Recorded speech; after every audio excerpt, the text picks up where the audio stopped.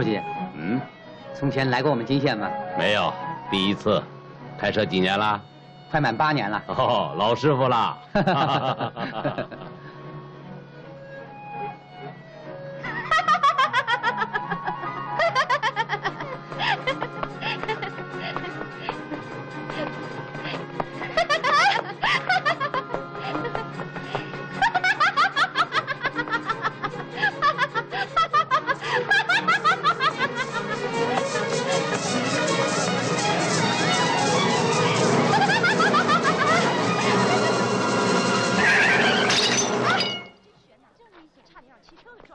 摔着了没有？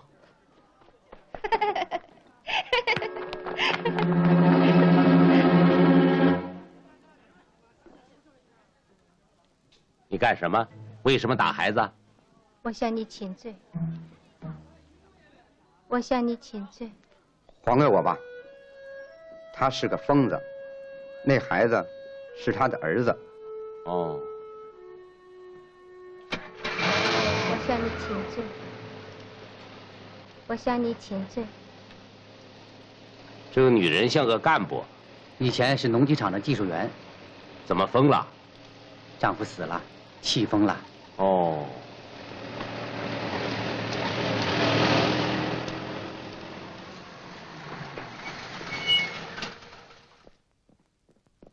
水成龙，你回来了？回来了。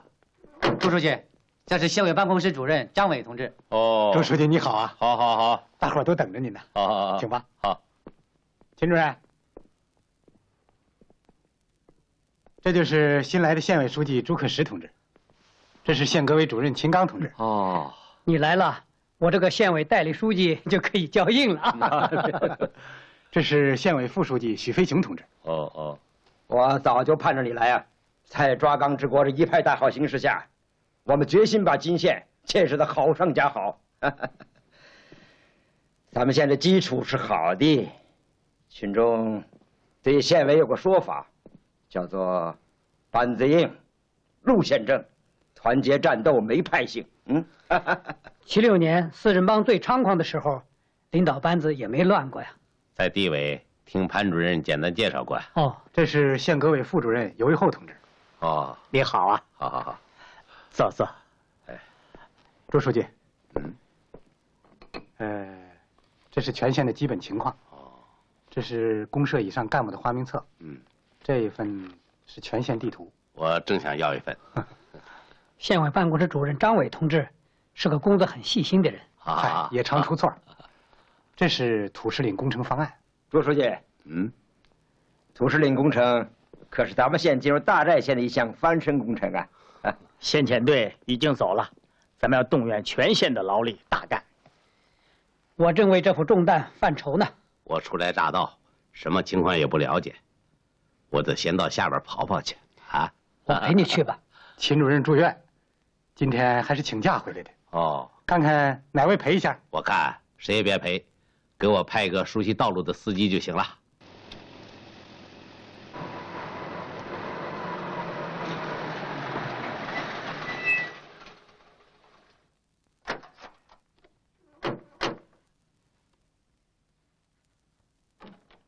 魏技术员，县委朱书记来了。等一等，等一等，你就不能停一会儿再画？稍等一下嘛。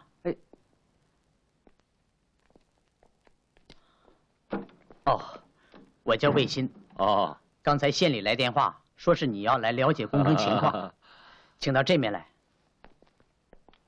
这就是土石岭工程的全貌。从这里把河水改道，劈开土石岭，把河水引上北源。哦，估计可交10万亩土地。这工程很诱人呐啊！施工图纸都设计出来了？还没有。哦，准备时间太短，只能是边施工边设计。计划几年完工啊？5年，得上3万民工。3万民工？工程量太大。3万民工啊！来金县几年了？水利学院一毕业，就分配来了。哦，整整12年了。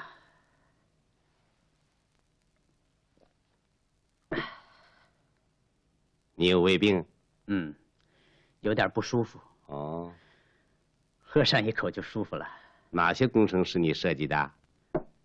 有4个中小型水库，其中最大的一个是7年修的水泉水库，能交多少地呀2万亩。不过现在1亩也交不上了。怎么？是渠道不配套？是啊，大坝刚一完工就下马了。为什么？哎，难说呀，咱是个搞技术的，领导是让上，咱就上；让下，咱就下呀。老同志，啊放羊的啊！啊，这是多好的水库啊！哎，哎，那配套工程怎么没修完就停工了？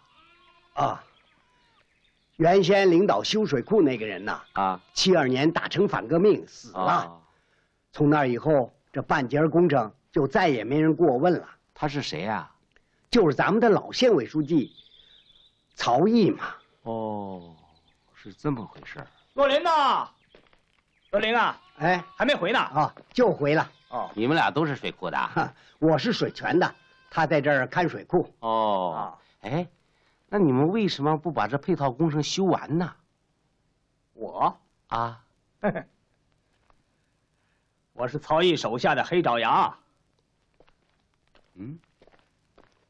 黑爪牙，哼，嘿，这老汉儿脾气还不小啊！啊，他呀，以前可是个和气人呐，叫金环田。哎，哦刚才我俩还在这念叨呢，要是曹毅不死的话，这儿早变成水地了。哎，你们这庄稼长得是不怎么好啊？你等明年看吧，保险啊比今年还坏啊。那为什么？土石岭工程一上马，强壮劳力都调走了，地谁种啊？二叔，不好，嘿，来叫我来了。二叔，他是谁呀？我们的支书邹小山呢？常若琳。哎，昨天我就通知你了，让你打前站去。这到现在你可磨磨蹭蹭。哎，小山，你别以为你是叔叔辈儿，我就不敢管你。哎，你这是干什么呀？你是哪儿的呀？去，没你的事儿啊。你到底拉他干什么去啊？干什么？到土石岭打前站去。哦，就这么急啊？去晚了要吃家伙，懂吗？说你反对学大寨，你受得了吗？花钱，你看看，火龙公社是县委组织部长蹲点的地方，没派先遣队，照样挨通报。哦，你说的是何成同志？何生同志，何生同志，通报你看了吗？咱们又挨批了。看着了，这没什么。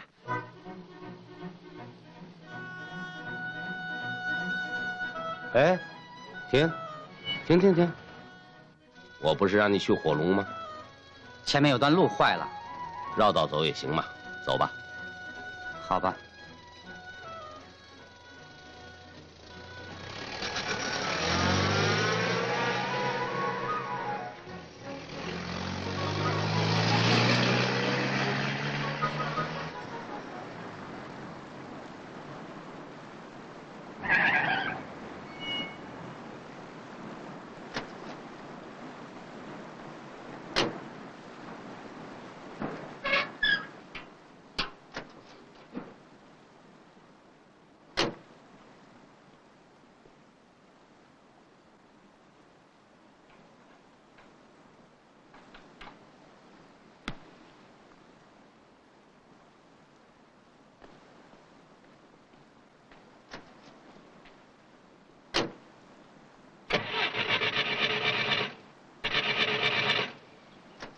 哎，车坏了。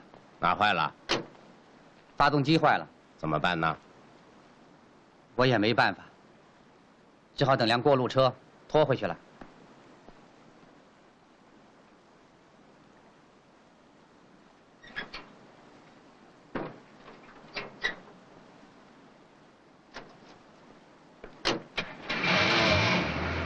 朱书记，朱书记，朱书记，你是诚心跟我捣蛋！朱书记，朱书记，朱书记。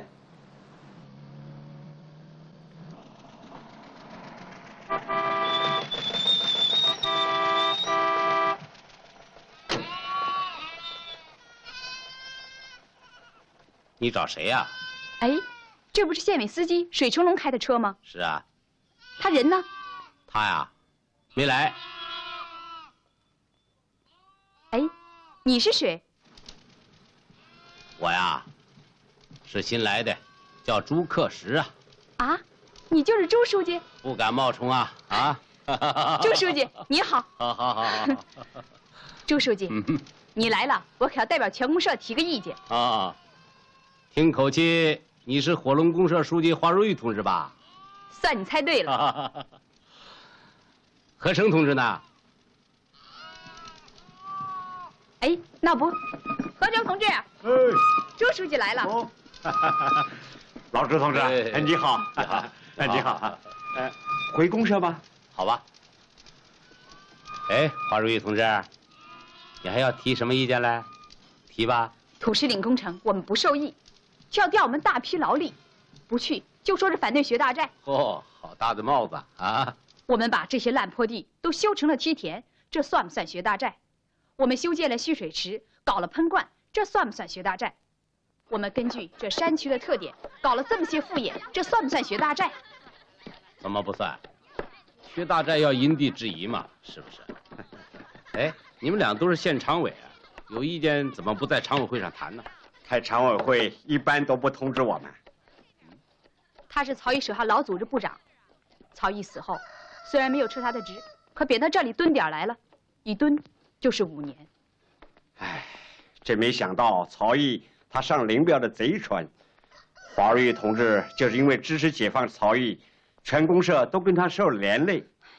我们是后娘养的。什么后娘养的？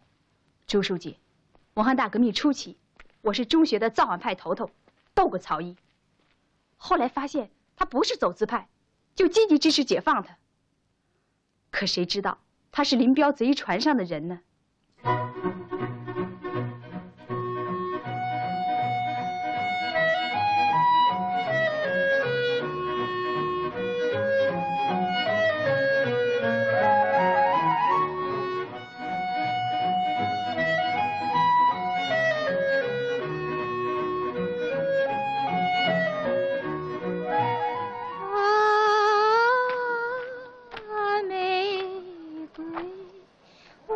心中的玫瑰，但愿你天长地久，永远永远。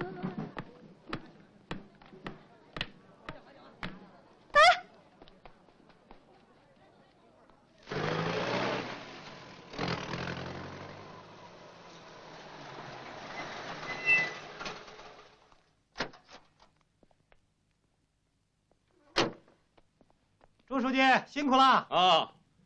哎，那个水成龙呢？他早就回来了。嘿嘿，他想给我来个下马威呀！他是嫌去火龙公社的路不好走，故意刁难。我把他的执照收了，干脆开除。哎，那倒不必，把执照还给他，认识就行了。好吧。哎，朱书记，嗯，这是万人大会的计划。什么万人大会啊？啊，就是向土石岭工程进军的誓师大会啊。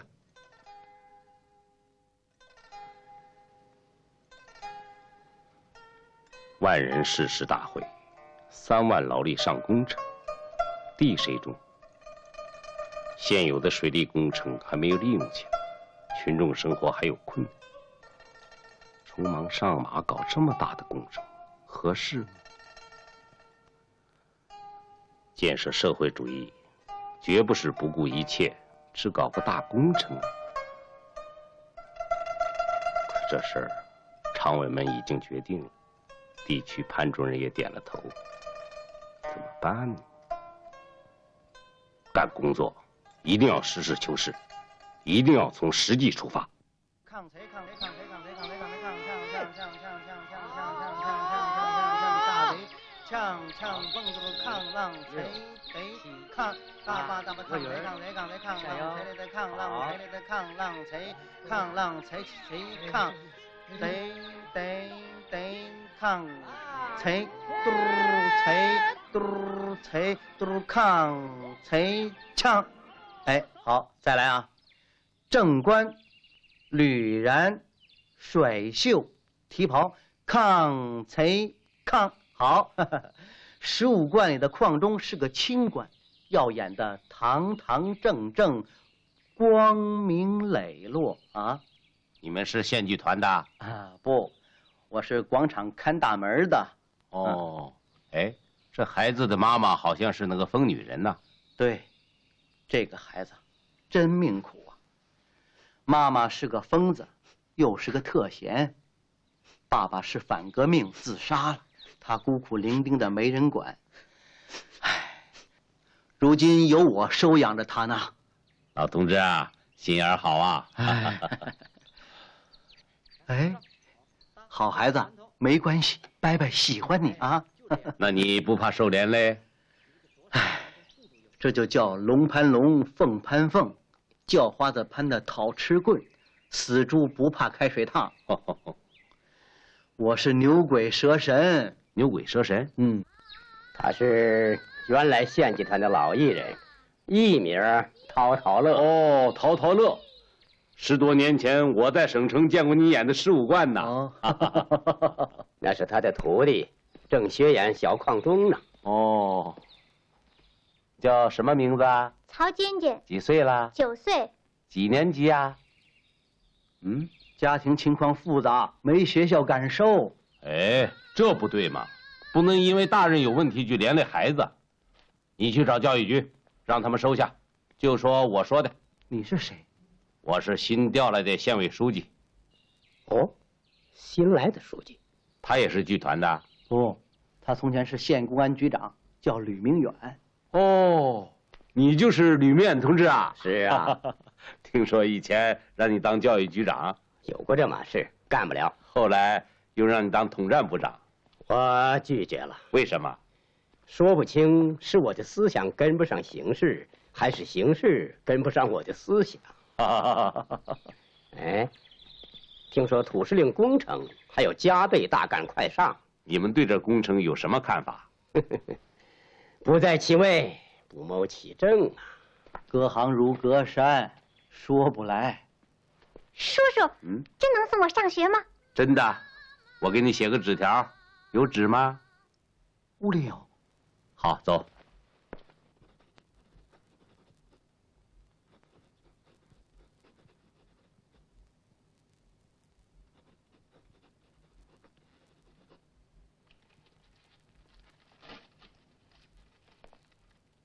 渐渐，上学以后好好学习，听老师的话啊。嗯。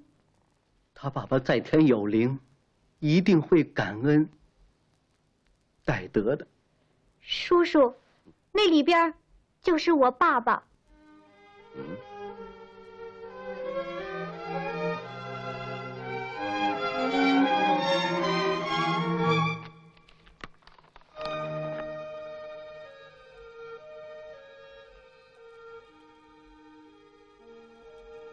他爸爸是干什么的？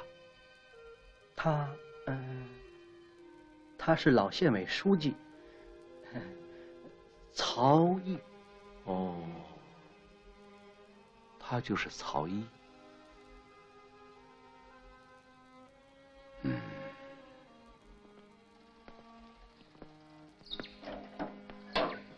张伟同志啊，周书记，曹毅的案子你了解吗？了解。年轻的时候我给他当过公务员，我对他的印象不坏。可是没想到他上了林彪的贼船呢。有确凿证据吗？有啊，他和林贼办公室有密信来往。哦，这些罪证公开展览过。周书记，你要看档案，我给您调。不必了，我顺便问一下，你通知全体常委明天开常委会。看样子朱书记肯定要否定土司令工程，那能由得了他？要不就顺着他来算了。那可不行，非把他缠在这个工程里不可，让他骑虎难下。哎，大点声啊，让大家都听听吧。也没啥好说的了。啊，大家要充分发表意见，咱们有什么说什么啊。意见都说了，我提议表决吧。对，我同意，表决吧。啊，表决吧。老秦，怎么样？我看可以表决。那好，赞成土石岭工程立刻上马的，请举手吧。 5票，反对的4票。哎，秦主任，你怎么没表态呀？以前的决议是在我主持下做出的，老朱的意见又很有道理，我只好弃权。啊，张主任，哎，你也弃权了？啊，是啊，我跟秦主任有同感呢。5票赞成，4票反对，2票弃权。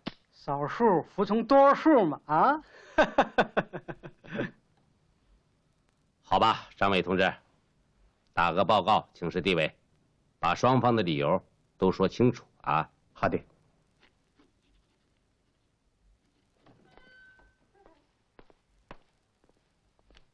朱书记，关于土石岭工程的报告，地委批回来了，这是批件，你念念。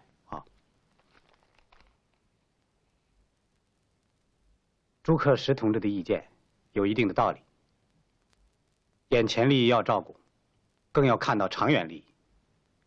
土石岭工程是金县能否进入大寨市县的根本措施，要克服一切困难，勒紧裤带，打好这一翻身仗。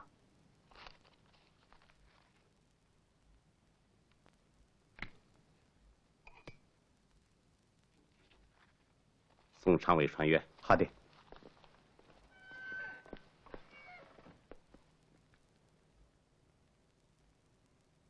从实际出发，实事求是。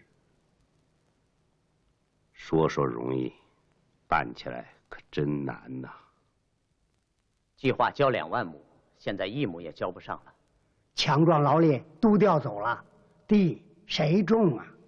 不抓马上能收益的水泉水库，却硬要调我们的劳力去搞那土石岭工程。要克服一切困难，勒紧裤带，打好这一翻身仗。 潘主任决定，还要召开万人大会。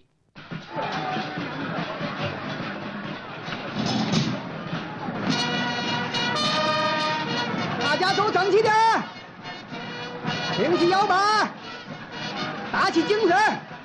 咱们木村要给全县做出个样子，让他们看看。朱书记怎么还没有来呀？啊，他到省里去了。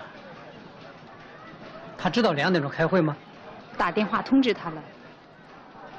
秦主任，大会议程都安排好了，许副书记致完开幕词，请你再做动员报告。这是讲稿。开快一点，争取2点赶到。我们要把全县强壮劳力集中起来，向土石岭进军。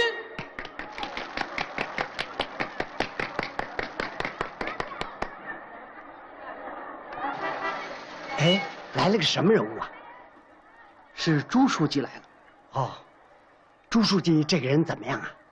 听说是个能干的角。从大队、公社到县革委主任都干过。哦，还当过农机局长。哦，是个真正科班出身的农村干部。哎，那有啥用啊？土石岭工程一上马，他这第一刀就得卷刃。为什么呢？工程一上马。 一切矛盾都掩盖喽。过2年看着，工程不见成效，粮食上不去，群众饿肚子，这第一把手还不卷铺盖。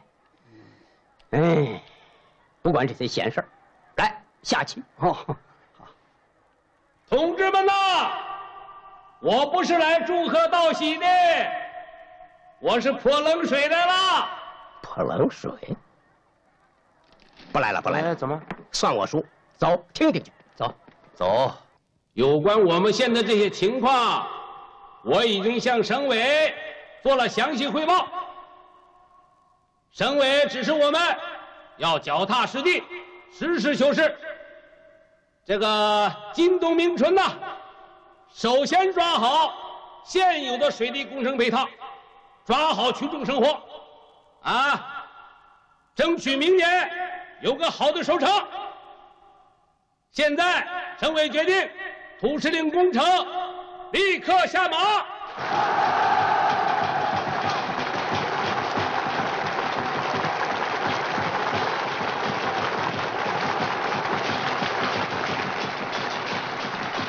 真的是县委书记呀！哎，谁敢在这儿冒充啊？这个人啊，行。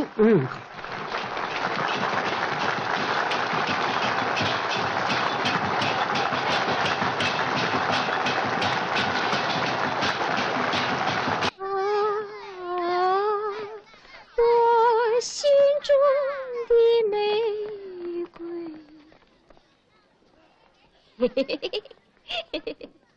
嘿嘿嘿嘿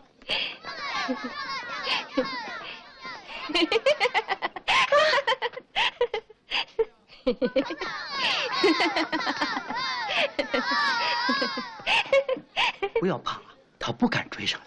嗯。唐老师，宋娟娟上学啊？是啊，昨天教育局才给批下来。拜拜。哦。哎，你穿戴这样整齐的行头，是要走亲戚吗？比走亲戚还重要。再见，再见。拜拜，再见。再见，再见，再见。按照常委决定，便是收破烂的史大锤，已恢复他农技厂副厂长了。好。哎，那个老艺人陶陶乐回剧团工作了吗？嗯，他已经上班了。好，钟书记。哦，吕明远同志。老吕，来，坐坐。你今天怎么来了？找你有点事儿，要求给我分配点工作。好啊。朱书记想让你回公安局呀？干老本行啊？行啊，职务大小我不计较，但要有职有权。从小楼子我负责。哎，干工作就应当这样嘛。应当个屁！他妈的，他们看着什么都不顺眼，提翻了土司令还不死心，又要调换决议级干部。你他妈的在会上只会扯顺风旗。好，我的许副书记哟，他强调落实干部政策，道理说的又那么充分，没法反对。你说，他们把吕明远那老东西弄回公安局，这不是存心跟我们作对吗？嗨，别疑神疑鬼的，咱没杀人放火，怕他怎么的？嗯，倒也是。不知道姓朱的下一步又要干什么呀？会上不是讲了吗？集中精力抓水利配套，抓群众生活。哦，我们就甘心给他抬轿子？我看这也没啥。生产上去了，人人有份儿；塌下来，他一个人兜。哎。叫我抓水泉水库配套，哼，偏偏配成了华如玉。嗨，华如玉是个愣头青，没什么了不起的。你不会把目光盯在姓朱的身上？嗯。苏婉呐，苏婉，你看看，这些年搞的都是无效劳动。花上许多心血，搞起一项工程，半途而废；又搞起一项工程，又半途而废。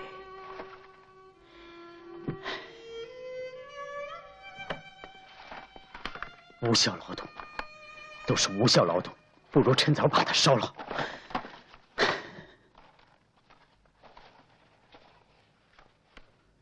可不能烧啊！朱书记，当做资料保存起来也好嘛，啊！自从水泉水库半路下马，我已经整整闲了5年了。我今天专门来找你谈的，就是水泉水库的配套问题呀。配套啊？你知道那项工程是谁领导修的？不是曹毅吗？哎，他怎么了？他是反革命，那和配套工程有什么关系啊？当时那项工程半路下马的理由就是不准扩散反革命的流毒。扯淡！难道谁有罪了？星儿上学。哎，小魏啊，从今天起啊，你要把全部的精力都用在这些半截子工程上。首先是水泉水库，一定让它在明年春夏发挥作用，好不好啊？好，太好了，朱书记啊，我一定全力以赴，全力以赴。好。胃病又犯啦？啊，哦，一苦恼就犯，一兴奋也犯。再喝2口，咱们到水泉工地。手执钢鞭将你打。站住！站住！下来！哎，下来！小山，你慢点，慢。小山，你慢着点，你这是干什么呀？你干什么？我不许你卖翁，搞资本主义。什么？我把自己刚买的新屋转让给别人，这犯什么法了？你买下又卖，就是犯法。小山，孩子他爹，你跟二叔吵什么呀？他搞投机倒把，走资本主义道路。如果这也算走资本主义道路，那是你们逼得我非走不可。你说什么？好啊你！哎，我说大家可都听见了啊，他还非走不可。小山，拿来！小山，小山，哎，小山，让你孩子他爹，你这是干什么呀？小山，你还让人活不活了啊？谁不让你活了？你说，谁不让你活了？大侄子，我怎么了？我不准你走资本主义道路！周小二叔，周小山，你凭什么打人呢？怎么？难道对资本主义我能撒手不管吗？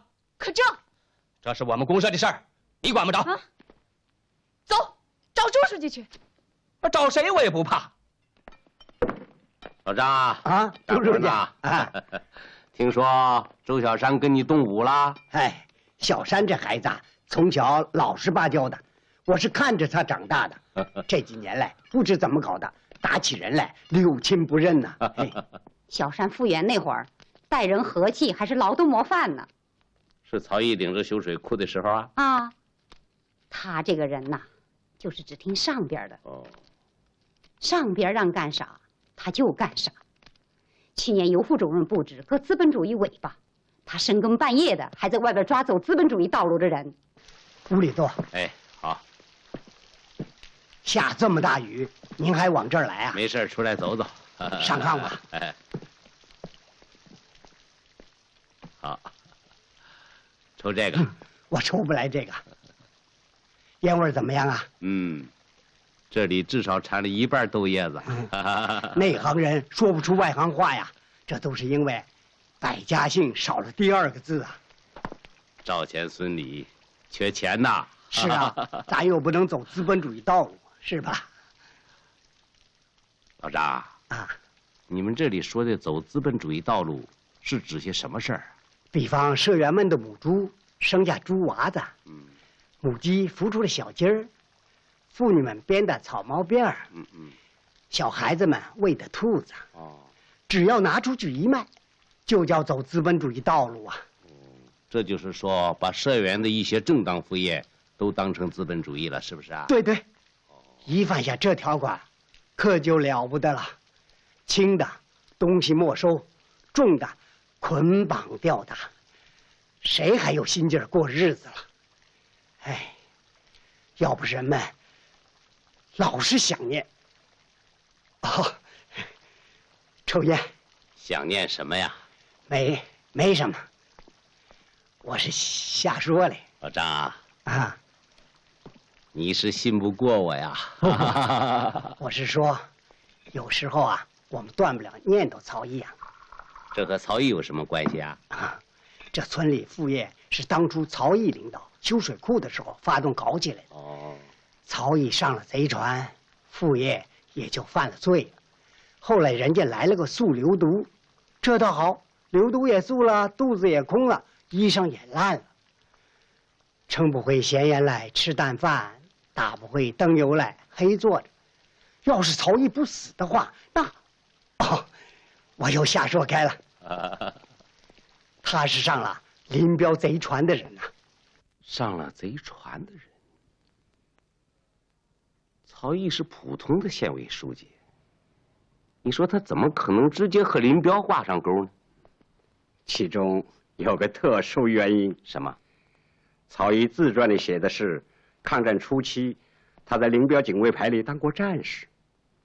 哦，算了，先不谈这个。哎，我说，这个基层干部打骂群众的问题，这个问题很带普遍性。哎，所以要在三干会上把那些打骂群众的人好好整整。好，整我是应该的。二叔啊，我对不起你，你骂我吧，打我一顿吧。小山，别说这些了。哎，小山，你参加三杠会，为啥非剃光头不可呢？我犯了错误。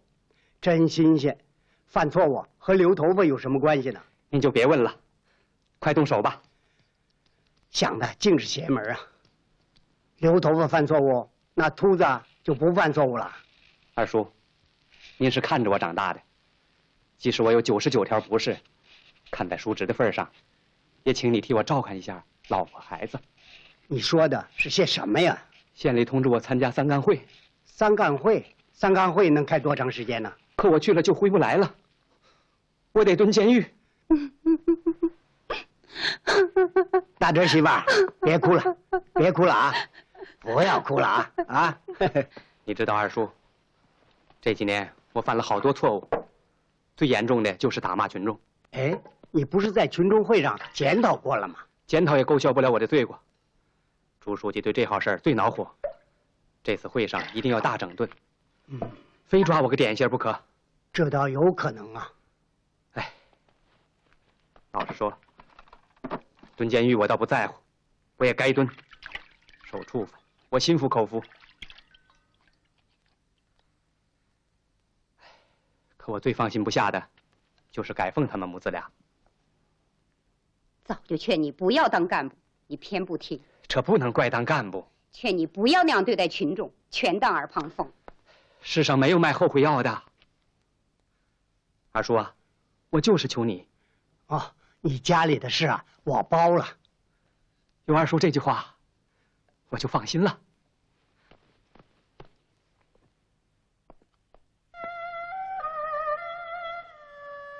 爸爸，爸爸。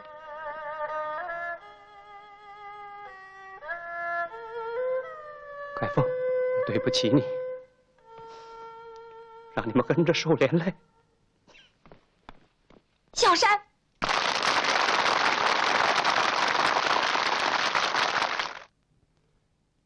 县委这份总结报告，待会儿就发给大家去讨论，我这里呢就不念了啊。今天呢，我要特别讲一讲的是干部作风问题啊。这个长期以来啊，林彪4人帮把我们党的优良作风破坏得一塌糊涂。我们有些干部呢，变成了压在群众头上的老爷，他们强迫命令，打骂群众，已经成了家常便饭。同志们呐，这是违反党纪国法的犯罪行为。水泉大队支书周小山就是一个打骂群众的能手，把水泉那么好的一个村子糟蹋得不成个样子啊！当然了，这不是周小山一个人的责任，主要的责任还在上面。另外呢，周小山也有他好的一面，他一不贪污，二不盗窃，对群众的揭发批判能够正确的对待，有悔改的表示。对这样人应该怎么处理啊？大家可以讨论啊。我个人认为可以宽大处理啊，保留职务，戴罪立功。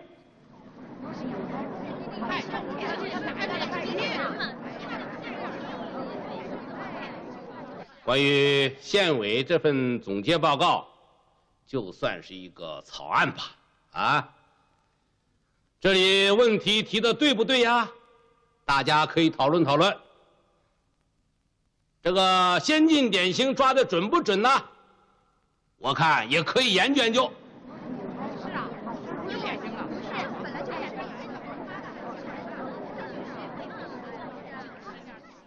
总而言之啊，这次大会要充分发扬民主，啊，欢迎大家给县委提意见，啊，这个口头的、书面的、小字报、大字报都可以。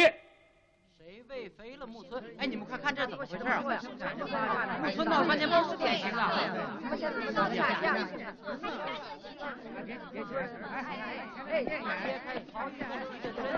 老许，这简直是胡说八道！走。我们木村怎么了？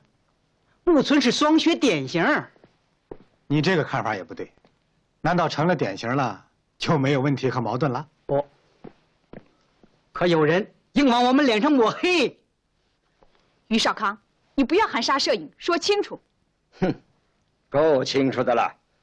有人下车仪式哇啦哇啦，看着金县什么都不顺眼。你这是指谁？当然是指我呀。打个天窗说亮话，就是指你。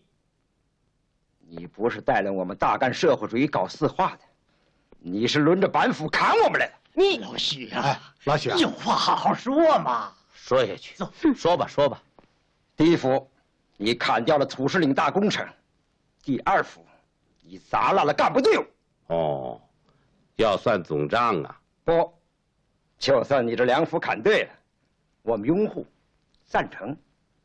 可是你这第三幅，居然砍到我们木村头上来了。木村是金县的旗帜，我们的光荣。我明告你，谁敢动木村一根毫毛，我他妈的就……我们现在开的是县常委会，不是赌场，不要骂大街。有意见坐下说嘛。我要是不做呢？那就请你出去。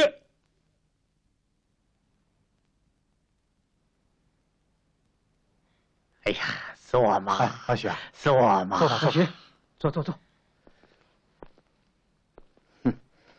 这是压制民主。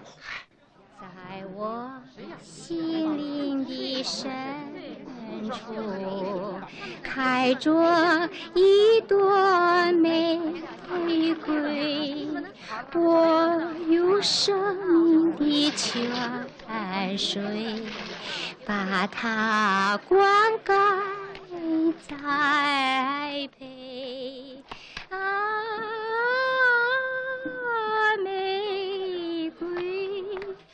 哎呀，孔妮娜，你怎么敢撕大字报啊？我向你请罪，我向你请罪。在我忧伤的时，他叫什么名字？孔妮娜，这么个怪名啊？是个归国华侨。华侨，还念过大学。唉，毁了，一辈子都毁了。充满光辉啊，玫瑰，我心中的美。孔妮娜，你想开点啊！朱书记啊，很关心群众，他是个清官。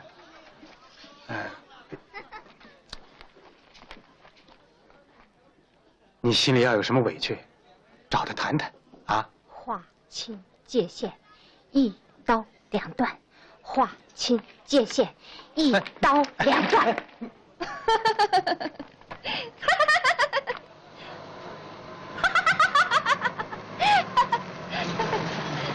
哎，孔妮娜，哎，老张啊，你跟他说什么？这么个疯女人，她能听得懂吗？疯的真是一点办法都没有了。秦主任，您去地区医院检查了吗？检查过了，还是溃疡啊。哦，见潘主任了？见到了，潘主任只是说要我们稳住局势，安定团结。今天的常委会开的可实在太早了，都吵起来了啊！秦主任，您劝劝朱书记得了。真要是把领导班子闹散喽，这以后怎么开展工作呢？哎呀，我的老秦呐，没有一个坚强的领导班子，又怎么进行工作呀？啊！老朱啊，不要操之过急。地区潘主任讲，要珍惜大好形势，把生产搞上去。如果领导班子乱了套，那还能怎么研究工作、讨论问题呀？老朱啊，你在常委中是少数派，相当孤立，所以就更应该注意团结嘛。哎，潘主任对木村是个啥看法？没有专门谈过。临上车的时候，他让我转告给你，对待先进单位要慎重，慎重啊！要慎重，慎重。为什么几张大字报就闹得满城风雨？为什么一提木村问题，常委会就像着了火呀？是老虎屁股摸不得，还是木村有更大的问题？木村没问题，请你们两位放心。嘿，这可真是关着门的称皇帝呀，自尊自贵哟。你少说风凉话。这个江山不是你打下来的，自把你结合到领导班子里来，官复原职。别的不说，光木村公社的事业企业里，给你安插了多少拉呱扯脉的亲属啊？哎，什么外甥啊、侄子呀、表姐的兄弟、表弟的连襟。我是说，朱书记要到木村蹲点儿，得防着他一点。我早就准备好了。缺粮户补了粮，五保户发了煤炭，连我自己家那小厨房也改成猪圈了。那些账目呢？那老会计齐念慈怎么样？更没问题了。齐念慈肥的嘴都流油了。哎，还是不能太大意。朱书记他软的不吃，硬的也不吃。那我就给他个不软不硬的吃。木村有地雷，当心他想。是从屋里发现的？不，寄来的。是善意警告还是恶意恐吓？一下子很难判断清楚。你看，这字儿是用左手写的。去木村就你们两个人？难道还要带队伍？听说木村的干部都是些新人。是啊，只有会计齐念慈是个老干部，他是个学买卖的出身。我从前在外边给人家跑买卖，52年以后啊，才回到村里当了会计啊。朱书记，于少康书记再三吩咐，不让准备烟茶。哦，您就喝杯白开水吧。好。这屋子布置的挺热闹啊。哦，这是我们于少康书记亲自布置的。哦。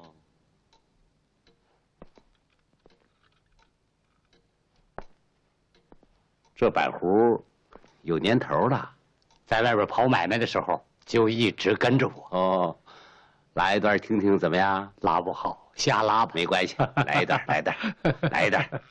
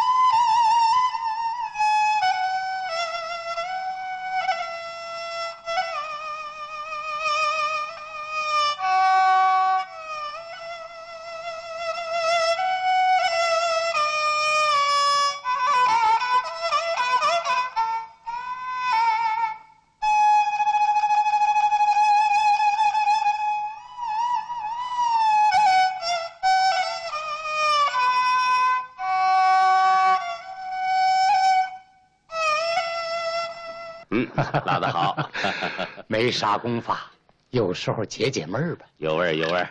夸奖，夸奖。来，抽颗烟。不，我早就戒了。啥时候戒的？那是52年，我刚当会计的时候，我花了公家几毛钱，买了盒烟，喝了2两酒。这事让一个注射干部知道了，他就狠狠地批评了我1个晚上。朱书记，他说的我这心里头热乎乎的。从那以后，我就下定决心，连烟带酒就都戒了。哦。哎，那个干部是谁呀？就是老县委书记曹毅。哦，曹毅。老齐啊，来，坐下。哦，坐。咱们就谈谈曹毅，好不好？哎，朱书记，这样吧，我给你举荐上2个人。谁呀？金欢田和江大牛，他们比我清楚。我江大牛清楚个啥？哼，庄稼人就会种庄稼。队里收成怎么样？不清楚。一个劳动日能分多少？不了解。能不能兑现？不知道。队里开支大小啊？这你得问于少康书记去啊。问我？我那还不知道有多少人问他呢。婆媳吵架，夫妻离婚，兄弟争财，姑嫂不和，体育队要专业化，文工团要演古装戏，弄得他吃不上饭，也睡不成觉。能抓咱们什么把柄啊？他妈的好点子！有高人指点嘛。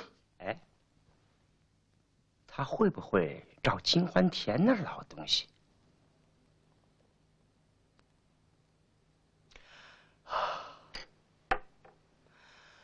唉，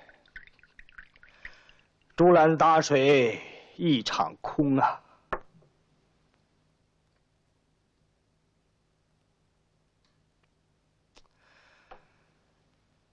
唉，想起来真想哭一场。劳动模范，老支书，公社书记，让个于少康这号人给夺了权，他倒成了假模范、黑样板了。临了，给送到西山，下了煤窑，一干就是8年，还是劳改煤矿。唉，来，好。75年落实政策，你怎么不要求回木村呢？哎呀，我的老朱啊，我能回得去吗？为什么？还是因为曹毅呀。曹毅不是早就死了吗？阴魂不散呢。哎，来，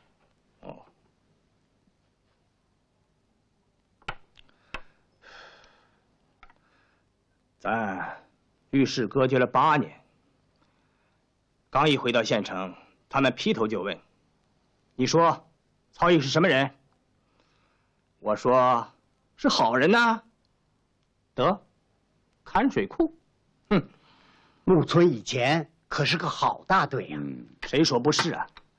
可你看看现在，人家是以富养农，以工促农，可木村的农业还得给工业倒贴。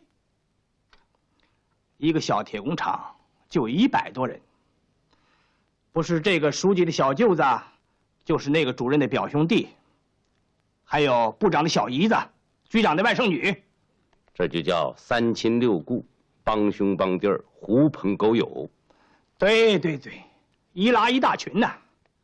你们看看去吧，那叫干活啊，净是些白吃饭的。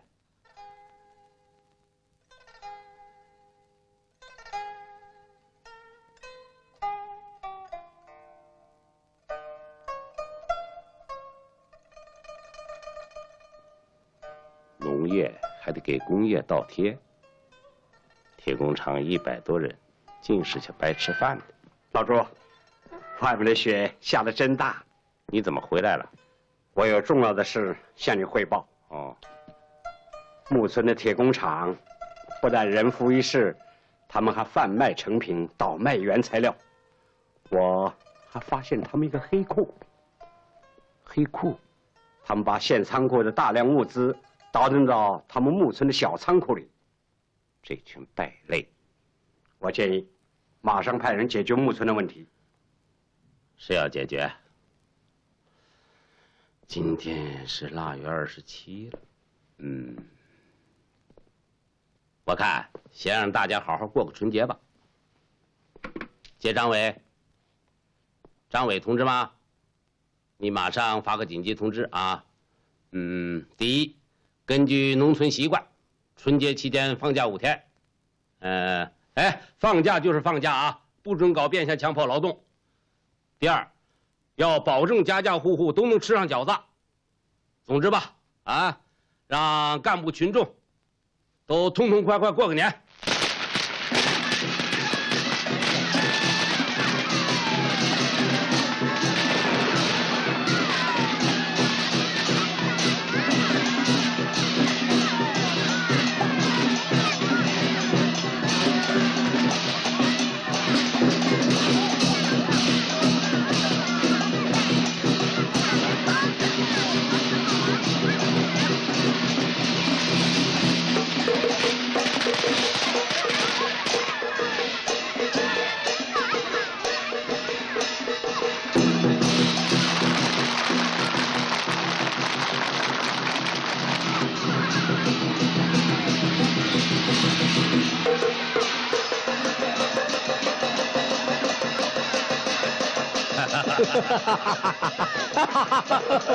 朱书记，给你拜年！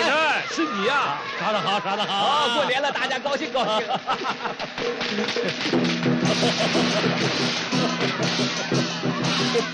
看这小伙子。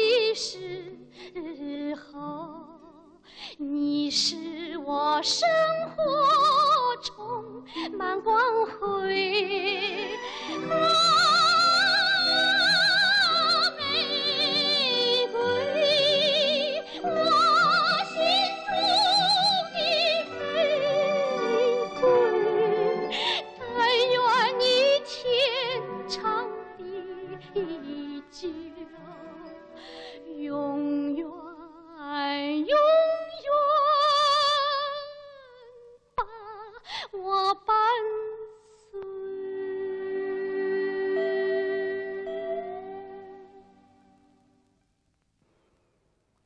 婉呐，苏婉。家家都团圆，唯我独自己。你让我想的好苦啊！卫新呐，卫新，来，吃饺子。饺子。哎，别愣着，拿筷子拿碟儿啊。哦。小薇啊，别人都回家团圆去了，就剩咱们俩了啊。我是有家，现在回不去，可你呢？该找了啊！行政科只发工资，可不发老婆啊！我有爱人啊 ？No， 医生，哦，外科，蛮漂亮的啊！可他死了。死了？怎么死的？72年的春天，他骑自行车上班，让汽车给撞死了。糟糕！唉，小薇啊，让我们和死者一块儿熬年吧，啊！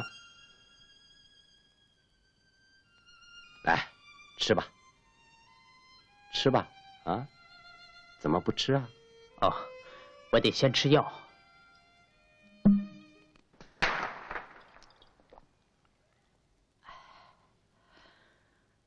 还得喝一根。我也来一根。那是胃药。我早就知道这是什么胃药啦。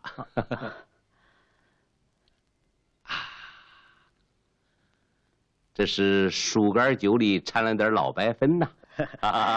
你也爱喝呀？哎，我也是人呐，人都有点嗜好。哦，忘了，小魏，你看，这是给你带的瓶酒，拿2个酒盅。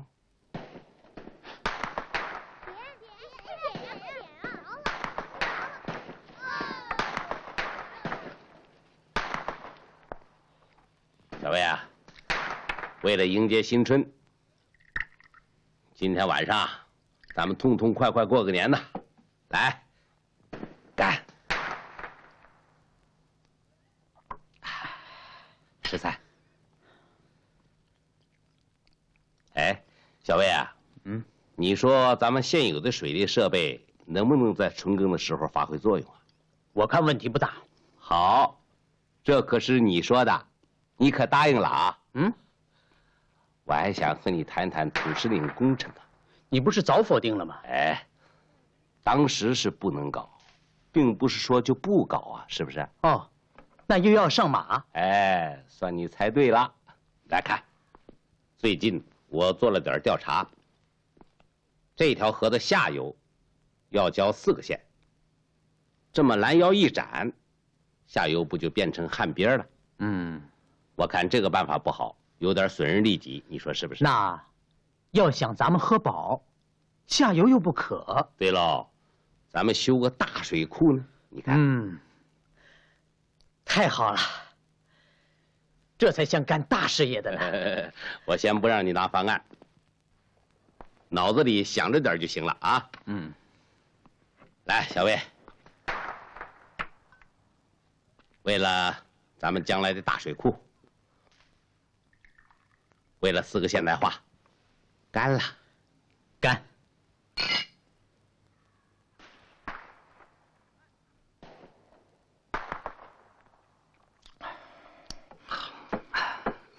少康啊，你他妈真行啊！居然把诸葛石给蒙了。有刚实在到刃上嘛。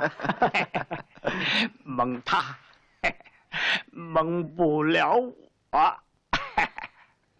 你房子院子是哪儿来的？半泡毛量就把你惯成这个德行，去一边去。木村是黑据点儿，去，爬一边去。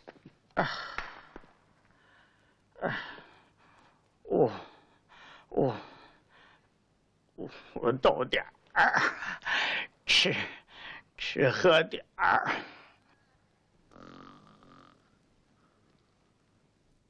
这个老油条会不会坏事？他不敢，光在文化大革命中，他给当权犯们编写的那些黑材料抖了出来，就够他做3人班房的。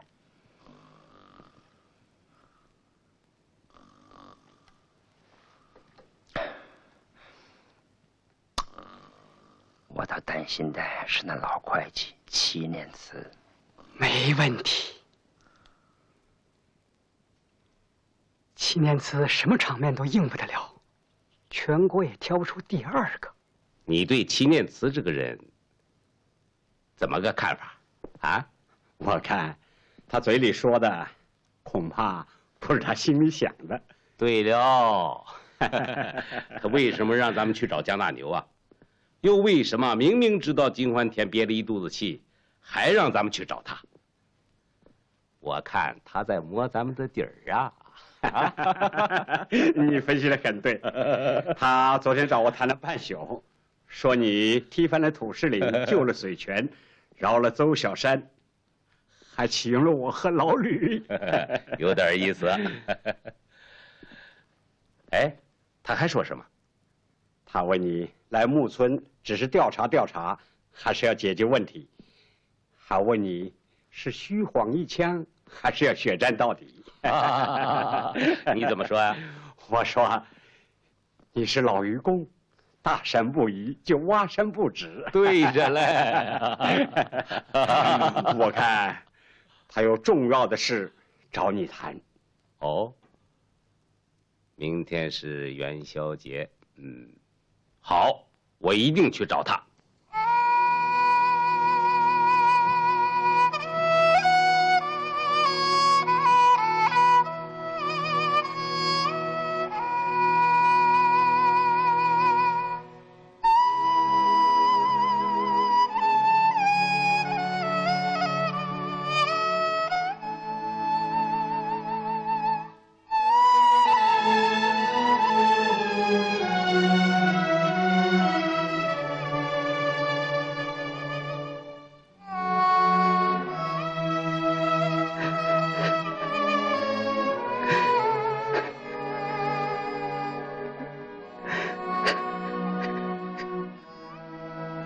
江大牛，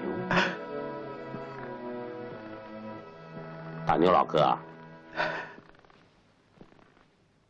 你还讲迷信呐？这不是迷信，我是在祭奠一个死人。用你们的话说，就是悼念。我在悼念一个反革命啊！悼念反革命？谁？老县委书记曹毅。5年前的今天，他死在木村。可他是……我不是悼念他上贼船当反革命，我是悼念他的前半辈子。前半辈子，我们木村原来是块下石盐碱蛤蟆滩，村里连棵树都不长。他要是不来闹土改，不来组织农业社，不来领导我们挖区排涝制盐改建，哪有现在的木村呢？就说我吧，他要是不来，我能娶得起老婆，我能有儿女，连我这条命都是他救的。我们贫下中农想念他呀。大牛老哥，可他后来变成了反革命，我知道他不对，可我老是思他、想他、念他呀。他要是不上贼船，他要是不死，木村怎能变成现在这样？朱书记啊，以前我说了曹毅的几句好话，就让他们打了个半死。今天我该做的做了，该说的我也说了。你送我上法院吧。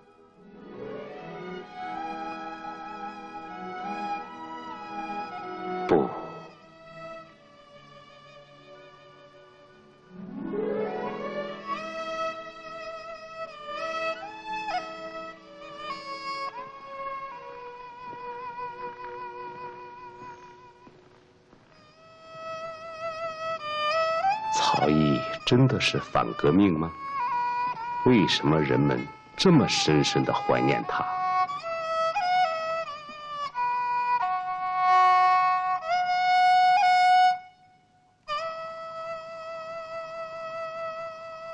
朱书记，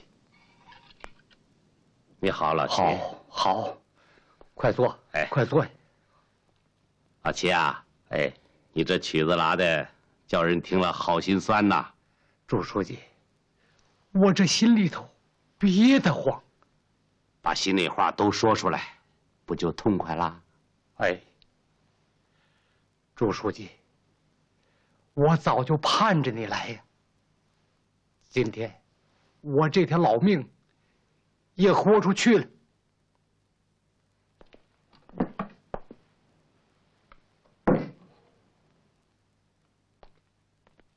朱书记，这是我10多年来在暗地里给于少康他们记下的2本账，这还有我的一个存折。4月初8，于少康以买进钢材为名，私分铁厂现金2500元，他取走7股，厂长、副业组长和我各得1股，每股250元。此外，私分私拿、请客送礼，共挥霍38500。还有国家的支援、贷款和投资。吸血鬼！木村社员的血汗都让他们吸干了。什么叫复辟资本主义？这个身披红袍、头戴金盔的木村就是。是啊，这2本黑账很能说明问题。这是用心血写出来的账啊！齐念慈同志坚信我们的社会主义制度，坚信毛主席的革命路线，才敢在黑云压顶的困难情况下，冒着身家性命的危险，写下了这部罪恶史啊！这是齐念慈交出了银行存折3600元，他们私分给他的钱，他一个子儿都没花。这个同志太好了，我建议表扬他。表扬他，要在全县范围内表扬他。老朱同志，我想当请求处分。在我代理书记期间，这里所犯的一切罪行，我都应该负全部责任。老秦呐，你可不能大包大揽呐！你把责任都包揽下来，别人不就趁机溜掉了啊？朱书记，我看是不是把木村的铁工厂、木工厂，还有副业厂通通砍掉？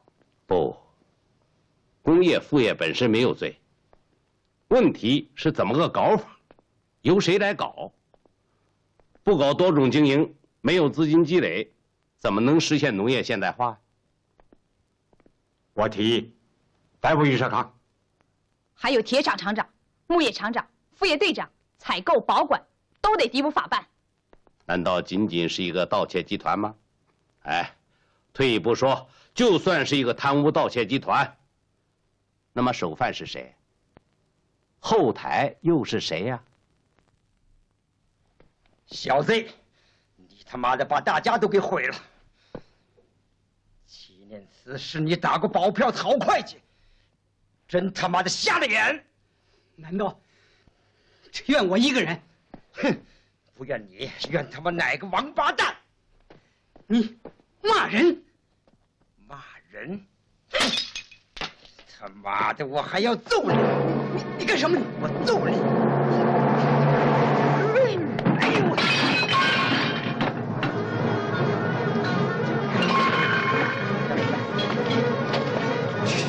你妈！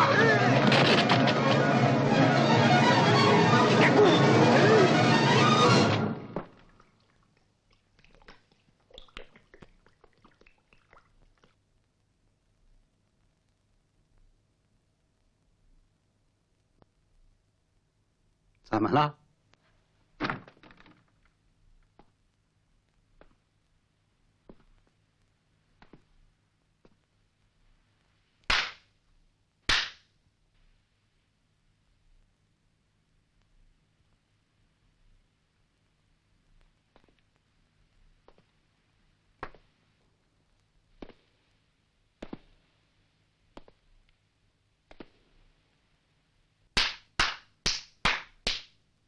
事儿全毁在你们身上。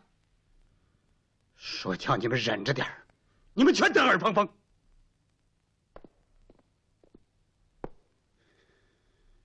你们就知道，盖房子、置家具、吃肉、喝酒、抓钱。这下子事儿暴露了吧？不想办法挽救，你还要火拼？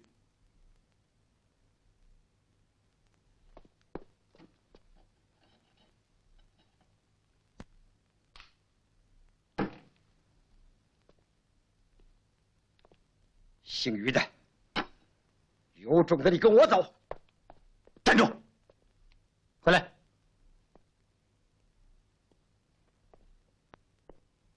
放回去！你都叫人家出卖了，还要去自我暴露？那君子报仇，10年不晚。可是现在，社居保帅。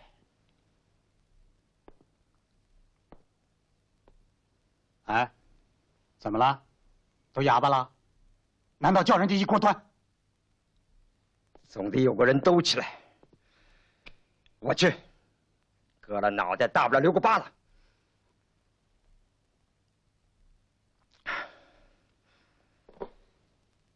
老弟，全推到我身上吧。那我太感谢了。你谢个屁！你说这话，脸上不烧得慌？那你怎么？那账上记得清清楚楚的，人家老许能替得了你吗？少康，没什么大了不起的，合出来蹲他5年监狱。蹲5年监狱啊！留得青山在，不怕没柴烧。天阴还有个天晴时呢。那木村的事儿，我斗了。进监狱以后，只许承认经济问题，别的一个字儿不能吐。我知道咱们那事儿的分量，咱们可把话说在头里。你要是下了软蛋，我就……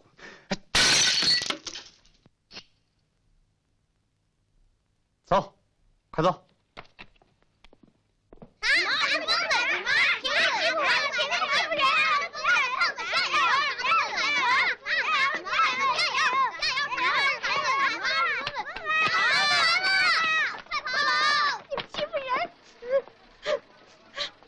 娟娟，拜拜，娟娟，娟娟，娟娟，拜拜，拜拜！不要怕，不要怕，拜拜在这儿呢啊！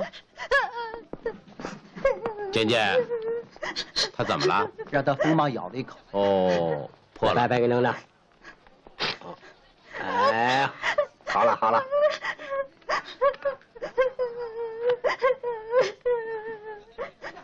姐姐，别哭了啊！好了好了，不疼了，让白白买糖吃吧。好，去吧。好吧。哎，去吧。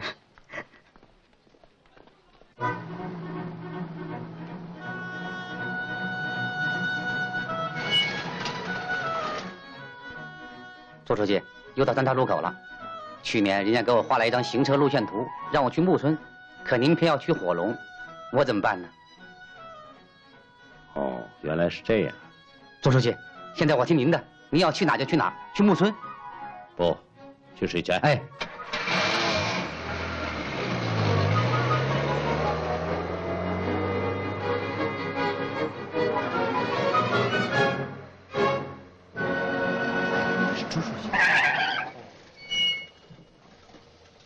朱书记，朱书记啊！哎，你好，朱书记你好，你们好，老周你好啊！你好，你好，怎么样？工作还顺利吧？好啊，好啊。哦，这回这个大水库可以发挥它的作用了啊！是啊。哎，那个反水轮的问题解决了？哦，事情说来也奇怪，正在技术部门为难的时候，不知什么人寄来一份图纸。哦，照他一按，就成了。这样一来，水泉水库的配套工程就算完成了。好，现在庄稼正需要水的时候，马上提闸放水啊！好，就等你提闸了。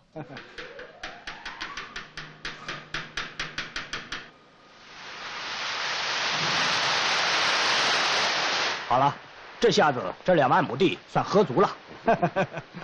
我这个看水库的也有事儿可干了。这个水库你看不成喽？怎么？我正式通知你，立刻回木村接替于少康的职务啊！哦，官复原职啊！啊，祝贺你，祝贺你！周书记，到屋里坐会儿吧。不了，我还到木村去啊。光你们这儿喝饱了不行啊，木村旱情还很严重，我要马上到他们那儿去参加抗旱呐。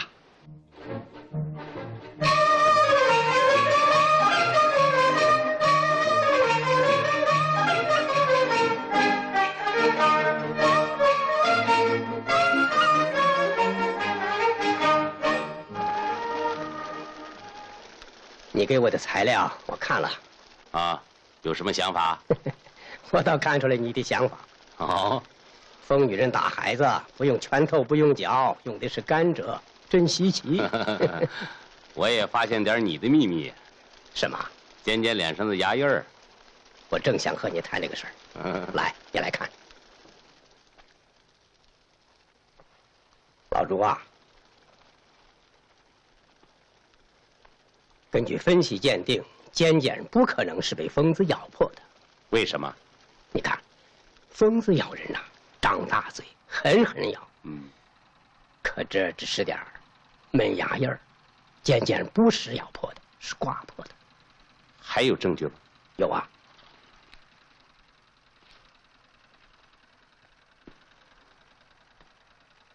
老吕啊，从孔妮娜身上，或许给曹毅的案件找出点线索来啊。是啊，所以请你批准，我要传讯孔妮娜。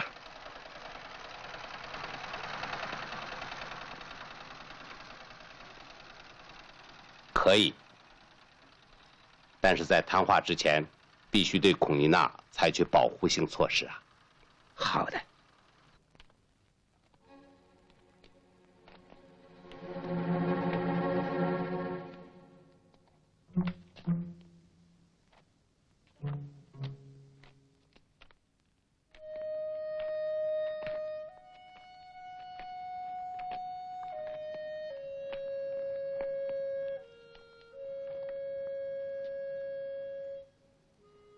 这就是县委第一书记朱克石同志。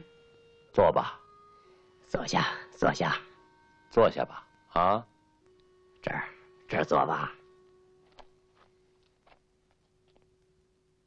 孔妮娜，找你来谈谈。我们知道你是在国外长大的，高中毕业以后，你回到了祖国，念完了大学。就把你分配到咱们县农机厂当了技术员。我向你请罪，我向你请罪。文化大革命中，因为你有海外关系，就有人说你是特务，所以对你进行了审查。在审查当中，也就是在混乱。你爱人曹毅坚持说你不是特务，你是无辜的。于是，你们夫妻俩遭受了非人的折磨。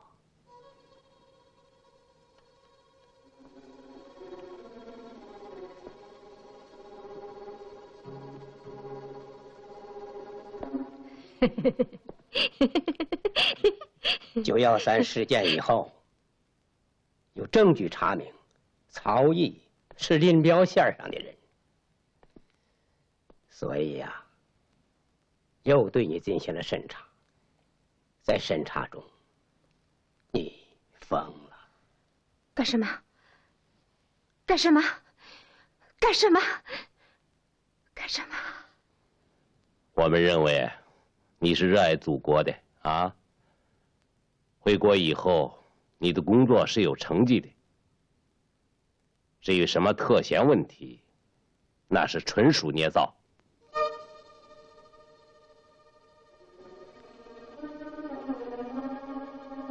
孔妮娜，经过了调查观察，我们认为你的神志是清醒的，不是疯子。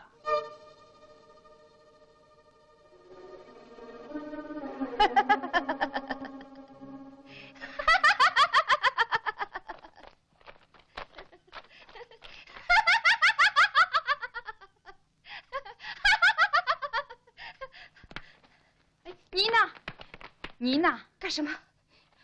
干什么？干什么？干什么？干什么？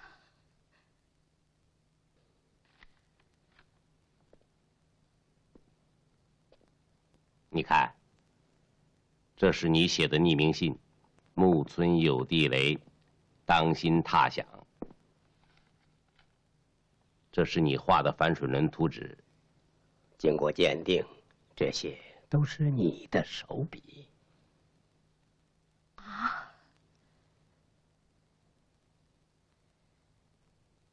干什么？干什么呀？孔妮娜同志。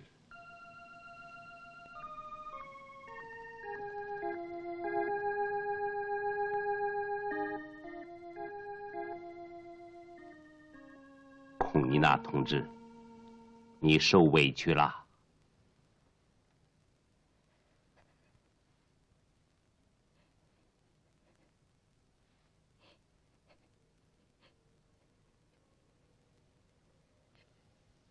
同志。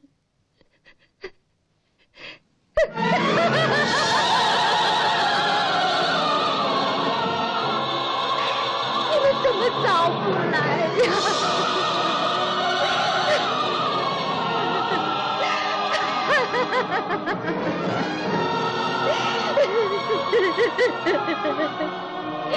朱书记啊！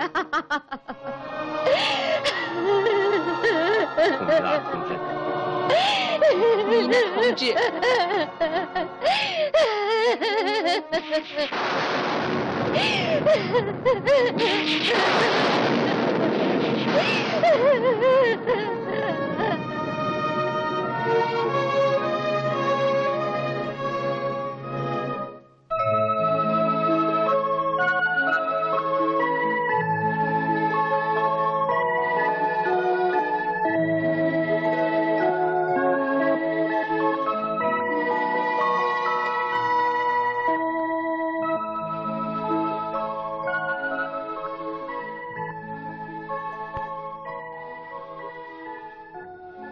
天晴了，整整盼了5年了。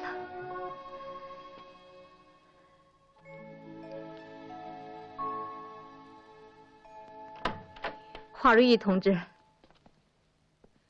朱书记，孔妮娜同志，昨天休息的好吗？很好。华瑞玉同志照顾我可周到了。来，坐下谈。好。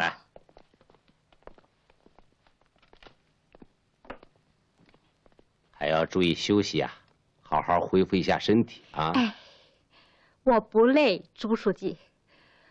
我已经有4、5年没有说正经话了。我有一肚子的话要对党说。我确实不是疯子。也许你们会问，为什么要装疯卖傻？同志，你没有经过我那个处境，我要是不装疯，你们就可能见不着我了。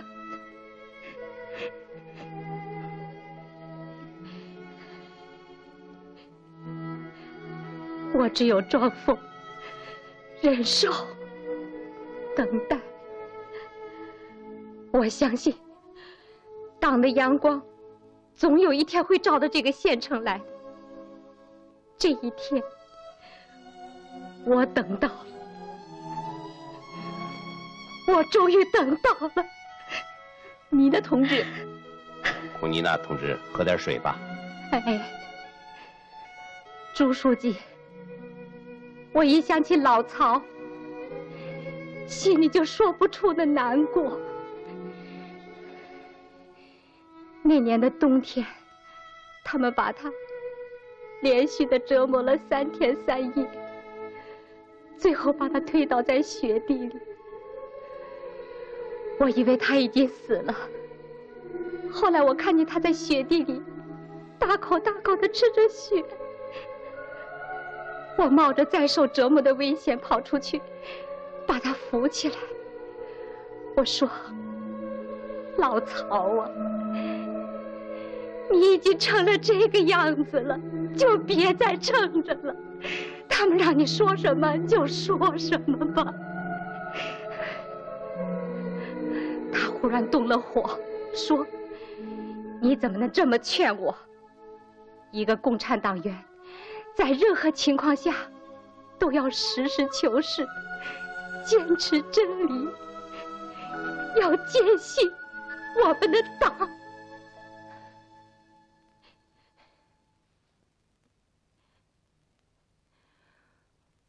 我根本不相信曹毅是什么反革命，我更不相信他会自杀。我给上级党委和政府反映过情况，我写过信。是这些吧？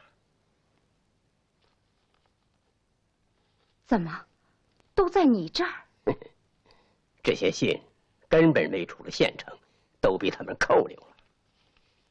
你看，邮票上都没邮戳。啊！恐怕就是因为你写了这些信，他们才第二次打你特衔。而且承办这个案件的人都被他们整死了，杀人灭口。灭口？灭了他们的口，灭不了我的口。我找他们去。妮娜同志，孔妮娜同志，冷静些，要等待。我疯了5年，苦了5年，还要我等到什么时候啊？孔妮娜同志，问题一定会弄清楚的，但还需要一段时间呢。啊，华如玉同志，陪他好好休息一下吧。走吧。像曹毅这么坚强的人，怎么会自杀呢？是啊，到现在我都搞不通。曹毅既然是大犯要犯，可为什么正月14晚上捕了他，正月15早晨就让他自杀呢？所以这是个谜呀。朱书记，孔宁大想见孩子，我去把坚坚给接来吧。哎，不行啊！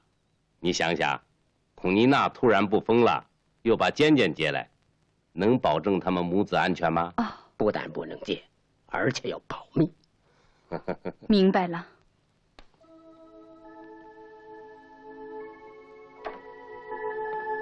妮娜同志，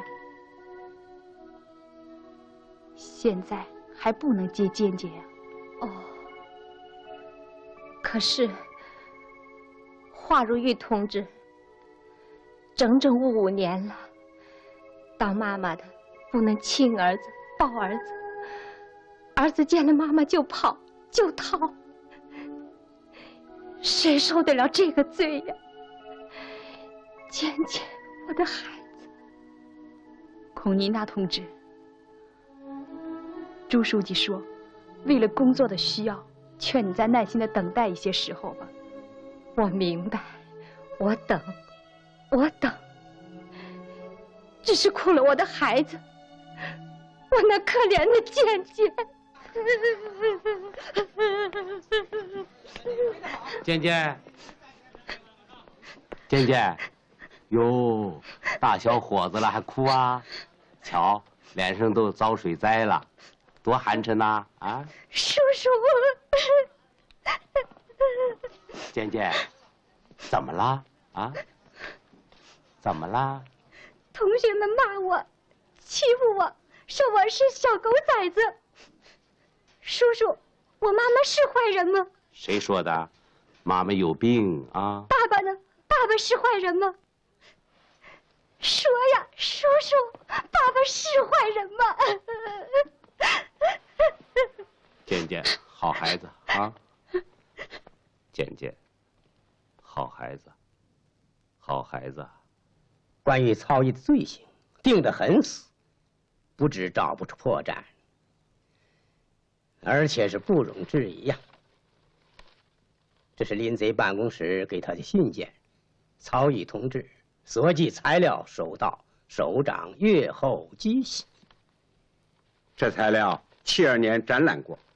另外，关于曹毅的死亡问题，这是医生苏婉签字的死亡鉴定书，死者全身无伤痕，经解剖，胃内留有大量苏可面溶液，结论服毒自杀。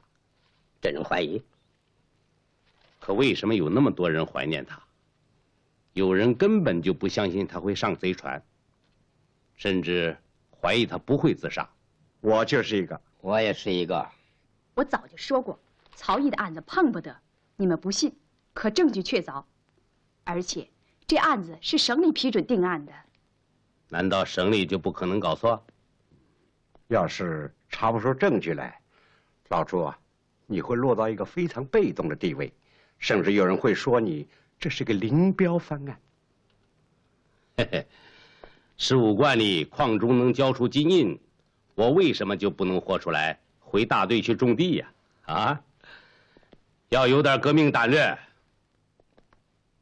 曹毅的案件不是孤立的，他株连了很多人。更严重的是，给广大干部和群众的心上压上了一块石头。这块石头可是很沉呐。这个案子必须查清，对每个罪证都要重新调查核实。如果他是反革命，我们也好向全县人民和死者家属做一番交代嘛，是不是？我接受这个任务。老吕啊，你有什么要求？在宪法和法律允许的范围内，我要采取我所喜欢的侦查手段。干！偷些篓子，我负责。好，再见，一路平安。啊，保重，再见。好，一路平安。好，再见。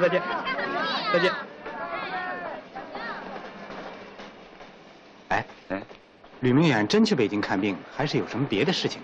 是不准。哦，不过有老尤这条尾巴，吕明远他，朱可时想什么呢？他下一步棋，据说孔丽娜在收容所。你们呢？不要老盯着那个疯子，无非就是打过他特闲嘛。他手里有什么王牌呀？可听说朱可时找他谈过话，什么内容？搞不到。在疯子身上捞什么稻草呢？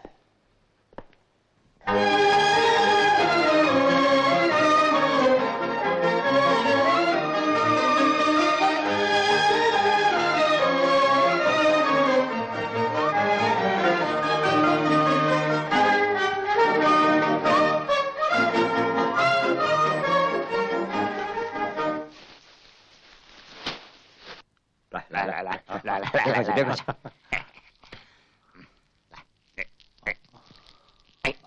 谢谢。哎，这北京烤鸭还真是名不虚传啊！真香啊！哎，老尤啊，你常盯着吕明远吗？好，形影不离。哦，他真去北京看病？没问题。你看，这是给组织上的诊断书，大夫没有告诉他，告诉了我。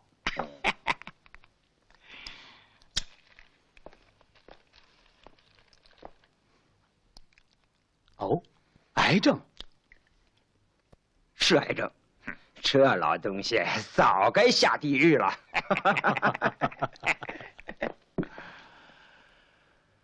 这吕明远一玩完，就把朱可时的眼睛给抠了。老朱啊，老朱。哦，老吕啊，回来了，回来了。好，辛苦了啊。没啥，来到这位。好，来2块。好了，坐呀。怎么样？还顺利吧？挺好。来喝水。好了好了，老朱啊，这封信确实是由林贼办公室发出来的，但是有人给他来了改头换面。改头换面？嗯，我查到了这封信的存根，你看，这是抄件。去年3月，不是有人来挑过演员吗？什么挑演员？就是选妃子。哦，妃子没选着，这封信却留在了咱们县里。9·13事件以后，有人用化学药剂消掉了原来的钢笔字，然后又用毛笔伪造下曹毅的可怕罪行。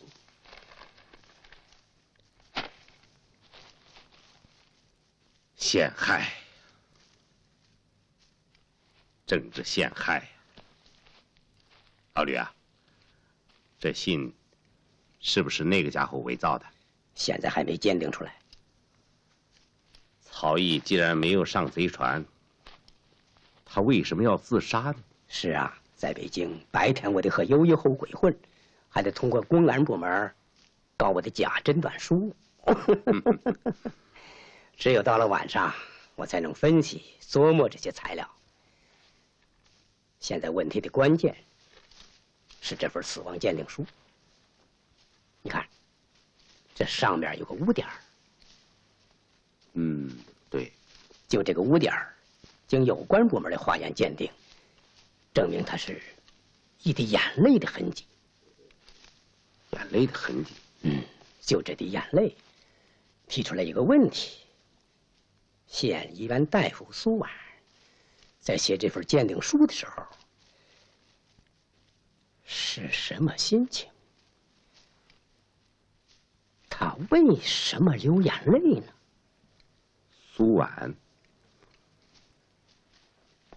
他72年死于车祸呀。就在曹毅自杀后的第2天呢。是谋杀？不可能，我查过事故档案，现场没伪造痕迹，确实是他违反了交通规则，撞到汽车上的。你看，朱书记，苏婉是让汽车压死的，难道他的死还有什么政治问题吗？不，我们对苏婉的死因有怀疑。你回想一下当时的情景。记得那天他很晚才从医院里回来，不知为什么，他的情绪很不好。第2天早晨，我正忙着制图，他临出门的时候，连着说了3次“我要走了”，说了3次，我都没顾得上搭腔。最后他说：“我要走了。”我抬起头来看着他，他说：“我在照相部里给你加了件东西，我要走了。”一件什么东西啊？当时我也没顾得上看。以后呢？以后不知翻了多少遍，还是什么也没翻着。哦，你等等，这不，一页一页都翻遍了，还是什么都没有。你再想一想，他还说些什么？还说过什么？哦，对了，他临出门的时候说：“等天晴了，你再拿出去。”等天晴了，再拿出去。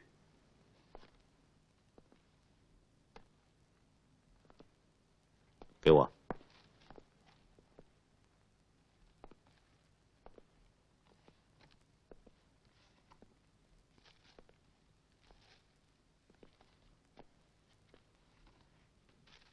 天一晴我就拿出去晒，晒的照片都发黄了，还是什么都没有。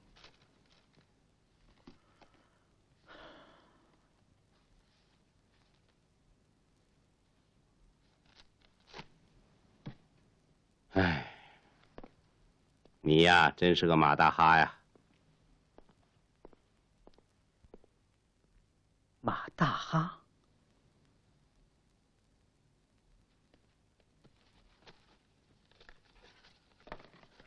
马大哈，马大哈，遗书。立新，我做了亏心事，良心受到了谴责，我活不下去，永别了。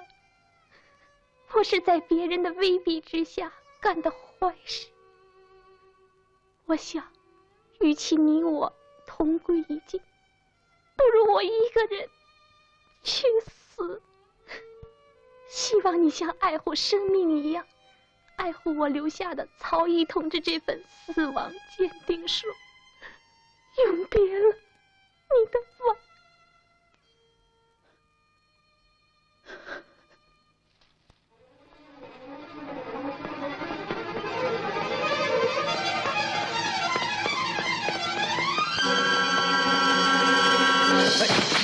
曹毅不是自杀的，啊！我爱人有遗书，遗书。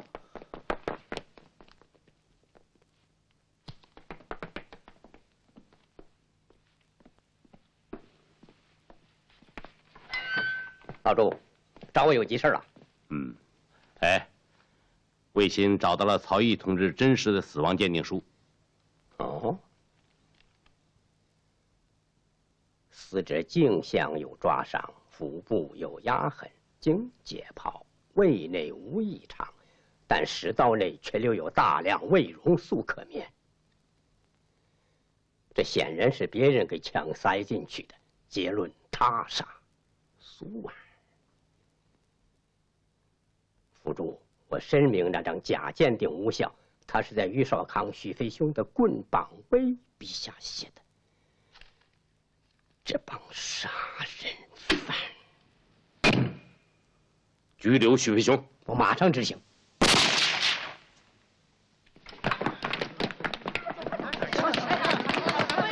啊，张伟是张伟，他自杀了。张伟自杀了，张伟自杀了。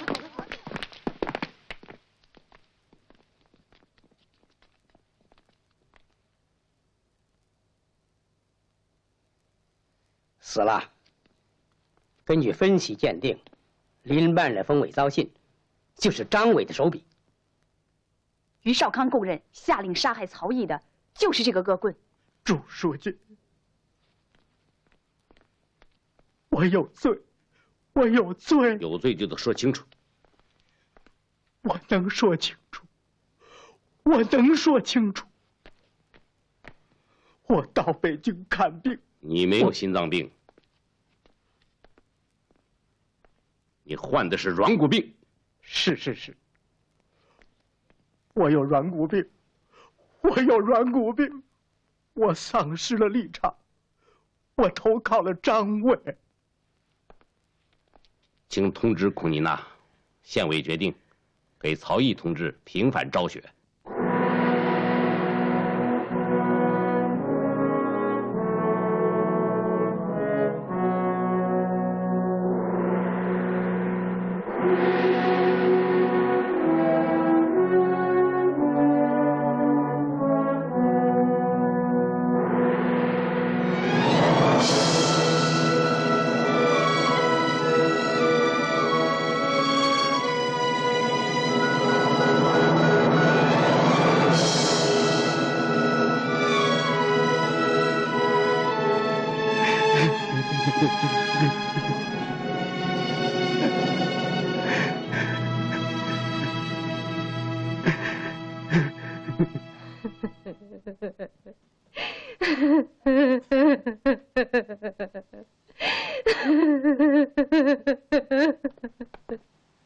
简简，看妈妈去吧。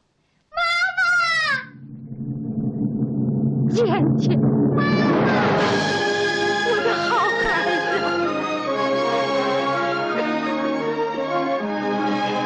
妈妈，我要爸爸。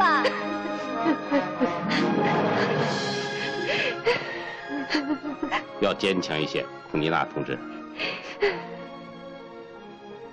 曹毅同志的精神是不死的，他对社会主义事业的坚定信念，对党的忠诚，会永远激励着我们，为实现4个现代化贡献力量。